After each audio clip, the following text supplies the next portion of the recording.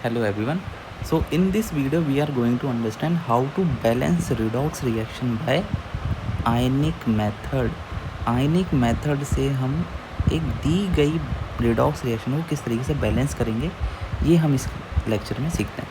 ठीक है, तो सपोज़ करो हमारे पास एक रिएक्शन है Cr2O7 2 minus plus Fe2 plus gives Cr3 plus plus Fe3 plus. इसको हमें बैलेंस करना है. We have to balance this redox reaction in acidic medium. Acidic medium में हमें इसे बैलेंस करना है. ठीक है, देखो कैसे करते हैं आयनिक मेथड से. सबसे पहला काम जो है वो है हमारा स्टेप 1 जो होता है वो होता है right oxidation state of all species. जो स्पीशीज़ आपको दी गई हैं उन सब की ऑक्सीडेशन स्टेट लिख दो. तो देखो कैसे लिखेंगे. Cr2O7 2 minus plus Fe2 plus gives Cr3 plus plus Fe3 plus. ठीक है, देखो तो हमें क्या करना है, क्रोमियम की निकालनी है. तो कैसे करेंगे इस वाले में. तो काफ़ी बच्चों को इसमें पता होगा कि +6 आती है, बट कैसे आती है देखो. 2 क्रोमियम को x मान लो तो 2x हो गया plus 7 into -2 is equal to -2. आप इसको सॉल्व करेंगे आपकी वैल्यू आएगी x की +6. तो यानी कि यहाँ पे जो x है हमारा क्रोमियम है जो वो +6 में प्रेजेंट है. फिर यहाँ पे देखो आगे बढ़ो. आयरन के ऊपर +2 लिखा हुआ है, तो ये जो चार्ज है +2 का यही ऑक्सीडेशन स्टेट बन जाएगी किसकी, आयरन की +2. यहाँ पे क्रोमियम के ऊपर +3 लिखा है तो यानी कि +3 ऑक्सीडेशन स्टेट हो जाएगी क्रोमियम की. और यहाँ पे +3 लिखा हुआ है आयरन के लिए यानी कि +3 ऑक्सीडेशन स्टेट हो जाएगी आयरन की, है ना. तो हमने क्या करा, फर्स्ट स्टेप के अंदर सारी स्पीशीज़ की ऑक्सीडेशन स्टेट लिख ली. नेक्स्ट स्टेप जो होता है वो होता है find oxidation and reduction half. ठीक है, ऑक्सीडेशन और रिडक्शन हाफ कैसे करना है. देखो हमारे पास आ चुका है Cr2O7 2 minus plus Fe2 plus Cr3 plus and Fe3 plus. और हमने इनकी ऑक्सीडेशन स्टेट भी निकाल ली, +6 +2 +3 +3, है ना. तो अब कैसे करते हैं ऑक्सीडेशन और रिडक्शन, आप कैसे पता करते हैं. सेम एटम जो है उसको पकड़ें और ये देखें कि उसमें इंक्रीज़ हो रहा है ऑक्सीडेशन नंबर या डिक्रीज़ हो रहा है. तो आप देखो Fe को देखो, तो यहाँ पे +2 से कहाँ जा रहा है, +3 में जा रहा है, तो बढ़ रहा है ना. +2 से +3 बढ़ रहा है, ऑक्सीडेशन स्टेट जो है वो इंक्रीज़ कर रही है. इसका मतलब क्या होगा, यहाँ पे ऑक्सीडेशन बोला जाएगा, है ना. और क्रोमियम में जब आप देखेंगे तो +6 से +3 में जा रहा है यानी कि घट रहा है. तो क्या हो गया, ये रिडक्शन हो गया. ऑक्सीडेशन स्टेट यहाँ पर क्या है, डिक्रीज़ कर रही है, राइट. तो हम क्या लिखेंगे, अब यहाँ पर हमें लिखना है इंडिविजुअली ऑक्सीडेशन हाफ और रिडक्शन हाफ. तो कैसे लिखेंगे, देखो सबसे पहले रिडक्शन हाफ लिखते हैं. तो किसका हो रहा है रिडक्शन, हमने देखा रिडक्शन हो रहा है क्रोमियम का. तो Cr2O7 2 माइनस से हमें मिल रहा है Cr3 प्लस, राइट. ऐसे ही मिल रहा है ना. अब देखो यहाँ +6 है और यहाँ पे +3 है. सबसे पहला काम है कि आप देखो क्रोमियम क्या यहाँ पर बराबर है. तो आप बोलोगे सर लेफ़्ट साइड में 2 क्रोमियम है और राइट साइड में 1 क्रोमियम है. तो हमें सबसे पहले एटम को बैलेंस करना है.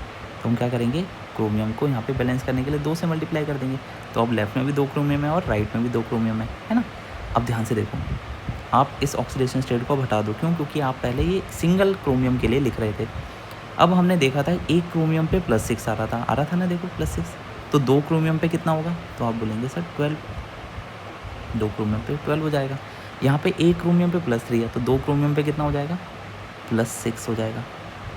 तो कितने का चेंज है, देखो यहाँ पे आप बोलेंगे सर 12 और 6 में 6 का चेंज है. तो 6 इलेक्ट्रॉन कहाँ ऐड करेंगे, आप लेफ़्ट साइड पे ऐड करेंगे. क्यों, क्योंकि रिडक्शन होता है गेन ऑफ इलेक्ट्रॉन.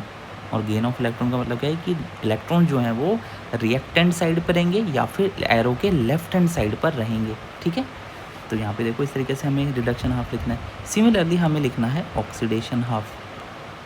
तो किसकी ऑक्सीडेशन हो रही है, आप बोले सर आयरन की. तो Fe2 प्लस जो है वो जा रहा है Fe3 प्लस में.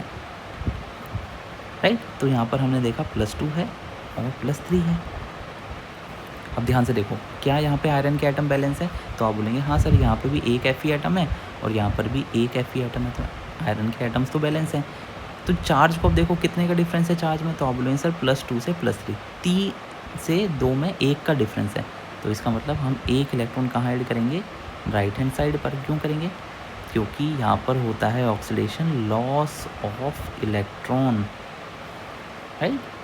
देखो तो कहाँ होगा लॉस ऑफ इलेक्ट्रॉन, यानी कि इलेक्ट्रॉन होंगे राइट हैंड साइड पर, प्रोडक्ट साइड पर, क्योंकि लूज होंगे, है ना। अब ये हमारे पास इंडिविजुअली हमने रिडक्शन हाफ और ऑक्सीडेशन हाफ को लिख लिया है। इसका अगला स्टेप होता है कि आपको यहाँ पर इन पे जो इलेक्ट्रॉन्स हैं रिडक्शन हाफ और ऑक्सीडेशन हाफ में, इनको सेम करना है, इक्वल करना है। तो देखो ऊपर हमें दिख रहे हैं 6 इलेक्ट्रॉन, नीचे हमें दिख रहे हैं 1 इलेक्ट्रॉन। तो कैसे बनाएंगे? सबसे बेस्ट मेथड है, आप ऊपर के इलेक्ट्रॉन जो रिडक्शन हाफ में और ऑक्सीडेशन हाफ में, इन दोनों का एलसीएम ले लो। 6 और 1 का एलसीएम आएगा, आप बोलोगे सर 6 आएगा।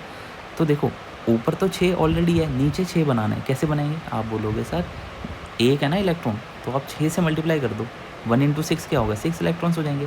बस जैसे ही आप इसको मल्टीप्लाई करेंगे तो यहाँ पर हो जाएगा 6Fe2+ gives 6Fe3+ and 6 electron. अब देखो ये आपकी नई इक्वेशन आ गई।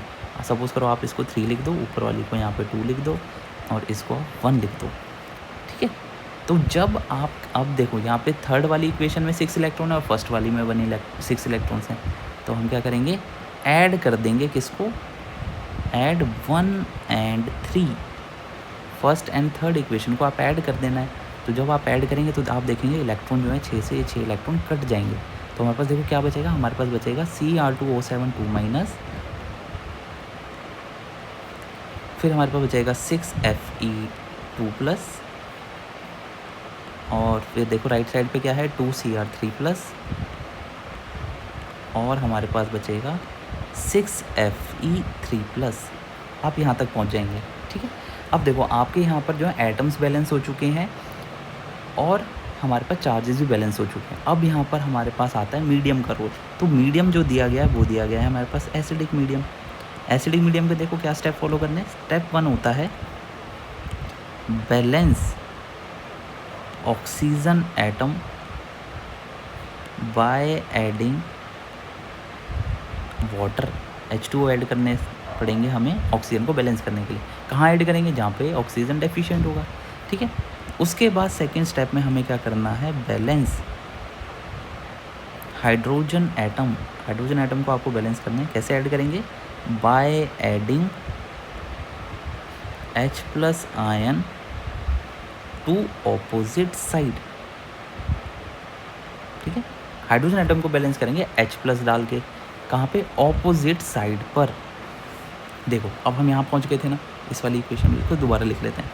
Cr2O7 2- + 6Fe2+ gives 2Cr3+ + 6Fe3+, ठीक है। ये हमारे पास इक्वेशन आ गई। अब हमें क्या करना है? हमें सबसे पहला स्टेप है ऑक्सीजन बैलेंस करना है वाटर डाल के, ठीक है। तो देखो कहाँ ऑक्सीजन की कमी है।